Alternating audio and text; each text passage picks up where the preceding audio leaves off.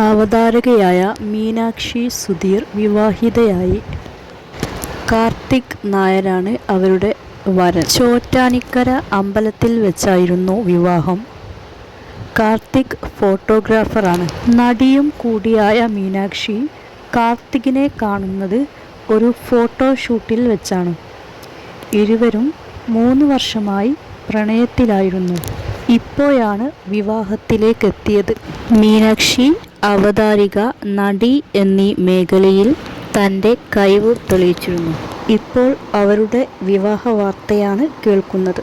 Meenakshi celebrity ഇൻ്റർവ്യൂകൾ ചെയ്തിട്ടുണ്ട്. അതിലൂടെയാണ് അവർ പ്രശസ്തയായത്. വിവാഹ നിശ്ചയ ദിവസം മീനാക്ഷി ധരിച്ചിരുന്നത് അമ്മയുടെ പുടവ ആയിരുന്നു. അമ്മയുടെ 26 വർഷം പഴക്കമുള്ള വിവാഹ സാരിയായിരുന്നു അത്. കൊച്ചു പെൺകുട്ടി ആയിരുന്ന സമയത്ത് തന്നെ താൻ വിവാഹ ദിവസം ഈ ഒരു പുടവ ധരിക്കണമെന്ന് ആഗ്രഹിച്ചിരുന്നു എന്നും അവർ പറയുന്നുണ്ട്. സാരിയുടെ കളർ പഴയ ചിത്രത്തിൽ പച്ച നിറമായിരുന്നു. പക്ഷേ ഇപ്പോഴത് നീല നിറമാണ്. അതെങ്ങനെ സംഭവിച്ചുവെന്ന് അറിയില്ല. അവർ പറയുന്നു, ഈ സാരി അത്രയ്ക്കും മനോഹരമാണ്. എൻ്റെ അമ്മ ധരിച്ചിരുന്ന സാരിയാണ്. അവർ പറയുന്നു. മിസ് ടീൻ ഇൻ്റർനാഷണൽ 2019 വിജയി കൂടിയായിരുന്നു അവർ. ഇതിൽ ടൈറ്റിൽ വിജയിയായിരുന്നു അവർ.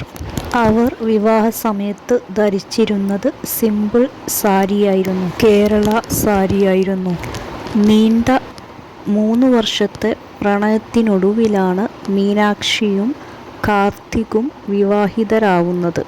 ഇവരുടെ വിവാഹ ചിത്രങ്ങൾ സോഷ്യൽ മീഡിയയിൽ പോസ്റ്റ് ചെയ്തിട്ടുണ്ട്. മീനാക്ഷിയുടെ ആരാധകർ ആശംസകൾ അറിയിക്കുന്നുണ്ട്.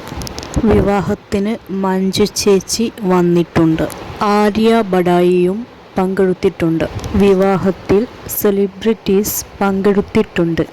ഇവരെയൊക്കെ തന്നെ റിസപ്ഷനിലാണ് കണ്ടത്. മീനാക്ഷി ഒരുപാട് സെലിബ്രിറ്റീസ് ഇൻ്റർവ്യൂകൾ ചെയ്തതുകൊണ്ടു തന്നെ ആളുകൾക്കിടയിൽ അവർ പ്രശസ്തയാണ്. അവർക്ക് കുറച്ചധികം ആരാധകരുമുണ്ട്.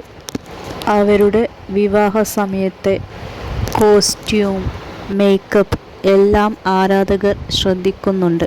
അവർ നേരത്തെ വിവാഹ നിശ്ചയത്തിന് അമ്മയുടെ പുടവ ധരിച്ചിരുന്നത് കൊണ്ടു തന്നെ ഇപ്പോൾ ആരാധകർ ഉറ്റുനോക്കുന്നത് അവർ വിവാഹത്തിന് ഏത് വസ്ത്രമാണ് ധരിക്കുന്നത് എന്നാണ്. വിവാഹ സമയത്ത് അവർ കേരള സാരിയാണ് ഉടുത്തത്.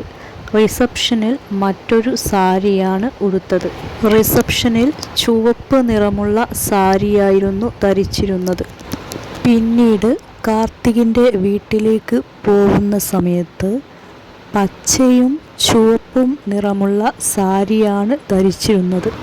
ആരാധകർ ഇവർക്ക് ആശംസകൾ അറിയിക്കുന്നുണ്ട്.